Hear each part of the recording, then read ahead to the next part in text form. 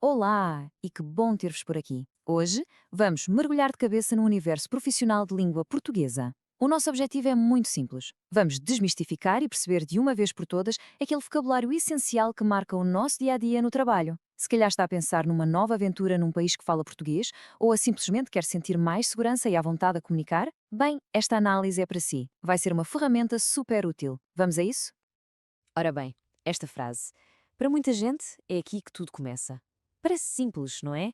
Mas dentro dela está o início de uma vida inteiramente nova. É a porta que se abre para um novo país, novos costumes e, claro, um novo mundo de trabalho. Mas para passar por essa porta e ter sucesso, não basta ter os papéis em ordem. É preciso falar a língua do trabalho. Cada palavra, cada expressão é como uma chave que nos ajuda a perceber tudo e a integrar-nos. E é exatamente essa linguagem que vamos explorar a fundo. E então, por onde é que se começa esta jornada profissional? Pois claro, pela contratação. É aquele primeiro aperto de mão, o primeiro contacto oficial com uma empresa. E saber as palavras certas nesta fase, olhe, não é só para parecer bem, é mesmo para perceber o que se está a passar, os papéis que assinamos e os compromissos que estamos a assumir. Vamos lá então ver os termos-chave que dão o pontapé de saída nesta relação.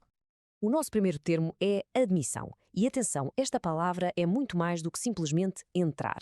No mundo das empresas, admissão é todo o processo, toda a papelada que oficializa a entrada de uma pessoa na equipa. Estamos a falar de assinar o contrato, entregar os documentos todos, fazer o registro nos sistemas da empresa, na segurança social. É, no fundo, o ritual que transforma um candidato num membro oficial da equipa. E o verbo que está por trás disto tudo é admitir. Quando ouvimos que uma empresa admitiu alguém, quer dizer que o contratou. E o que é curioso neste verbo é que ele tem dois significados. Fora do trabalho, admitir é confessar, como em admito que cometi um erro. Mas no contexto profissional, ganha este sentido de aceitar, de integrar alguém na equipa. Perceber esta diferença é super importante para não haver mal-entendidos. Muito bem, a admissão está feita. E agora? Agora vem a parte séria, o documento mais importante de todos, o contrato de trabalho. É aqui que fica tudo preto no branco, os direitos e os deveres de cada um. Conhecer as palavras que lá estão escritas é vital. Vamos focar-nos em alguns termos que são super importantes, especialmente no contexto da Lei do Trabalho no Brasil, que é a nossa fonte aqui, e que definem o nosso salário e as condições de trabalho. E vamos começar com um termo que toda a gente gosta de ouvir: abono de férias. Então, no Brasil, a lei diz que, para além do direito a férias pagas, há uma opção interessante. É possível vender uma parte desse descanso. Como assim? Bem, a lei permite que uma pessoa escolha não gozar um terço das suas férias e, em troca, recebe o valor correspondente em dinheiro. É como um bónus extra. Nada mal, pois não? Outra parte fundamental do salário é o adicional de hora extra. Ninguém gosta de fazer horas a mais, mas se tiver de ser, pelo menos que seja bem pago, certo? É para isso que este adicional serve. É o dinheiro extra que recebemos por cada hora que trabalhamos para além do nosso horário. No Brasil, a lei define um mínimo. Cada hora extra tem de ser paga com um acréscimo de pelo menos 50% em relação ao valor da hora normal. E atenção, isto é o mínimo. Muitas vezes os acordos coletivos conseguem percentagens ainda melhores. Agora vamos entrar em terreno mais complicado. Os adicionais que têm a ver com as condições de trabalho. O adicional de insalubridade é uma compensação para quem trabalha em ambientes que fazem mal à saúde. Pensem que está exposto a químicos, a barulho ensurdecedor ou a temperaturas extremas, por exemplo. O bónus pode ser de 10, 20% ou 40%, dependendo do quão mau é o ambiente. E agora, um pormenor crucial. Esta percentagem é calculada sobre o salário mínimo nacional e não sobre o nosso salário. Faz toda a diferença nas contas. E a par deste, existe o adicional de periculosidade. Se o outro era sobre um risco para a saúde a longo prazo, este aqui é sobre risco de vida imediato. É para quem trabalha com explosivos, com eletricidade de alta tensão, coisas que metem mesmo perigo. E aqui está a grande diferença. Este adicional é uma percentagem fixa de 30%, mas é aplicada sobre o salário base da própria pessoa. E como podem imaginar, isto resulta quase sempre num valor bem mais alto. Ok, vamos pôr isto em pratos limpos para não haver dúvidas. De um lado, insalubridade. O perigo é para a saúde, mais lento, e o bónus é calculado com base no salário mínimo do país. Do outro, periculosidade. O perigo é para a vida, é imediato, e o bónus já é calculado sobre o nosso próprio salário. E um ponto super importante: não dá para receber os dois ao mesmo tempo. Se uma pessoa tiver direito a ambos, tem de escolher aquele que lhe for mais vantajoso. Uma decisão e tanto, não acham? Bem, esperemos que nunca seja preciso usar este termo, mas é fundamental conhecê-lo: acidente de trabalho. É designação legal para quando algo de inesperado e mau acontece enquanto estamos a trabalhar e que nos causa uma lesão ou um problema de saúde. Saber que o que aconteceu foi um acidente de trabalho é o primeiro passo para ativar todos os apoios da Segurança Social e de Saúde, como tratamentos e compensações. É mesmo muito importante saber isso. Já falamos de processos, de papelada, de direitos, agora vamos falar das pessoas. Quem é que faz o quê num local de trabalho? Saber dizer o nome das profissões em português é muito mais do que uma curiosidade.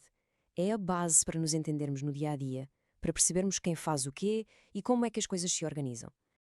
Então vamos lá ver alguns exemplos. Temos o UA advogado, que nos defende em tribunal, o A contadora, também chamado de contabilista, que trata dos números e impostos da empresa.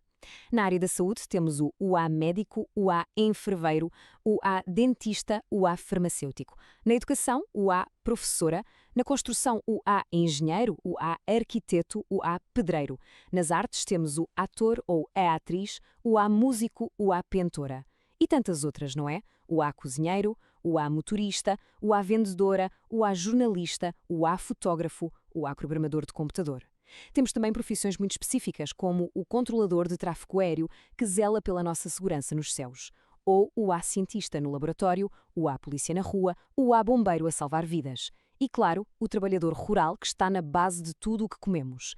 E ainda o A mecânico, o A eletricista, o A cabeleireiro, o A psicólogo, o A veterinário e o A árbitro, que não é só no desporto, mas também para resolver conflitos. A lista é quase infinita.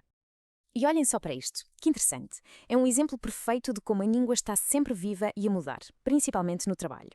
Durante anos e anos toda a gente usava a palavra aeromoça, só que esta palavra, para além de ser um bocado antiga, está muito ligada a um género específico. Por isso hoje o termo correto, moderno e que inclui toda a gente é comissário ou comissária de bordo. Serve para homens e mulheres e é muito mais profissional.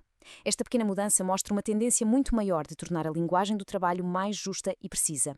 E chegamos à última parte. Vamos agora abordar um vocabulário que é talvez menos agradável, mas que é absolutamente essencial conhecer. É sobre o que acontece quando as coisas não correm bem, quando surgem conflitos ou problemas.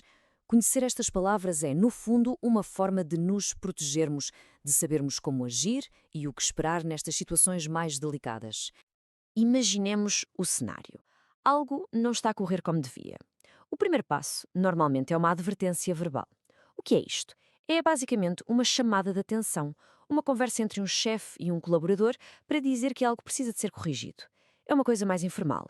A ideia é ser um alerta para resolver a situação sem grande drama. E normalmente não fica registado oficialmente no processo da pessoa. Mas e se a conversa não resultar? Se o problema continuar? Bem, aí a coisa sobe de nível e passamos para a advertência escrita. E aqui já não estamos a falar de uma simples conversa. Isto é um documento oficial, entregue em mão, que descreve o problema em detalhe e diz o que se espera que mude. E como é um documento, fica registado no processo da pessoa e tem um peso legal muito maior. É um passo bem mais sério. Agora, uma palavra muito pesada, mas que todos temos de saber reconhecer: assédio.